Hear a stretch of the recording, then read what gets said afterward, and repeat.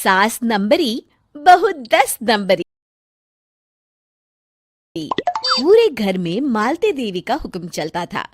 अपनी बड़ी बहू को वो टीवी के रिमोट की तरह कंट्रोल करती थी। चलो, देर हो रही है। 12 बजे से पहले लड़की वालों के यहाँ पहुंचना है। हाँ हाँ, चलती हूँ। मैं तो भगवान से बस ये दुआ कर रही हूँ कि जिस तरह मेरी बड़ी बहू मेरी मुट्ठी में है, उसी तरह मेरी छोटी बहू भी मेरे इशारे पे नाचे। अरे भगवान, भला इस घर में किसकी हिम्मत है जो तुम्हारे खिलाफ जाने की हिमाकत करे। इस तरह मालती देवी अपने छोटे बेटे की भी शादी कर देती हैं। मालती की छोटी बहू फैशन डिजाइनर का कोर्स करके आई थी। उसका सपना था कि शादी के बाद वो अपना खुद का बुटीक खोले।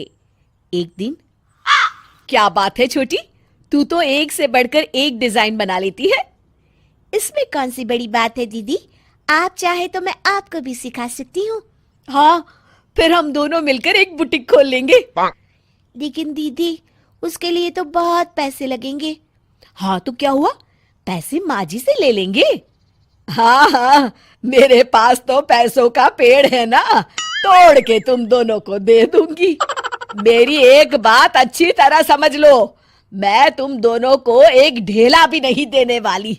बड़ी आई बुटीक खोलने वाली। ये आप क्या कह रही हैं माँ जी? आप हमारी मदद नहीं करेंगी तो कौन करेगा?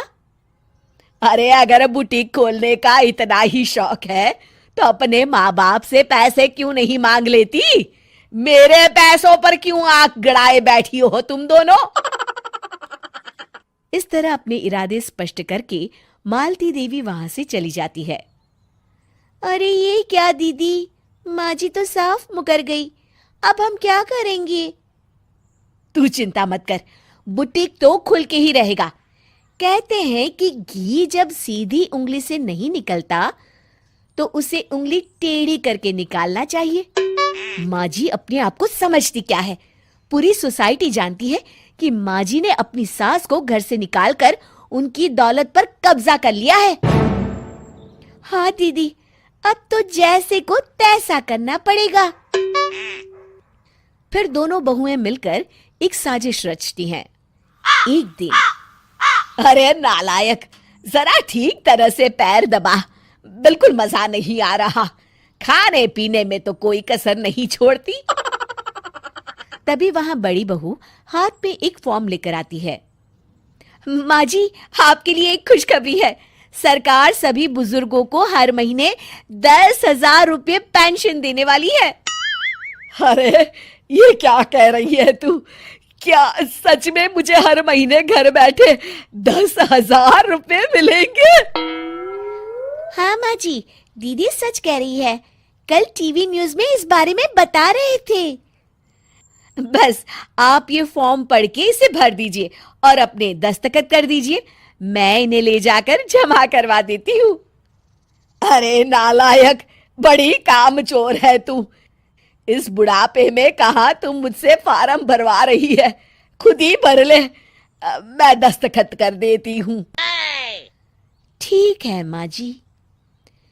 फिर बड़ी बहू बड़ी चालाकी से फॉर्म के पन्नों के बीच प्रॉपर्टी के पेपर छिपा कर रख देती है और उन पर मालती देवी के दस्तखत करवा लेती है।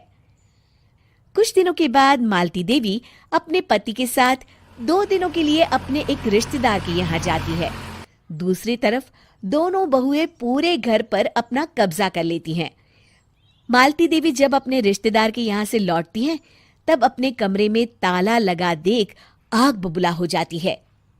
अरे नालायको, मेरे कमरे में इतना बड़ा ताला किसने लगाया है? माँ जी, ये कमरा तो मैंने अपने बेटे रोहन को दे दिया है और आज से आप बाहर कोने में जो छोटा कमरा बना है ना, वहां रहेंगी। अच्छा, मैं उस सड़ेले कमरे में रहूंगी है? तेरी ये कहने की हिम्मत भी कैसे हुई? और मेरी इजाजत के बिना मेरा कमरा देने वाली तू होती कौन है? लगता है तू भूल गई, इस घर की मालकिन मैं हूं। तभी वहां छोटी बहू आती है।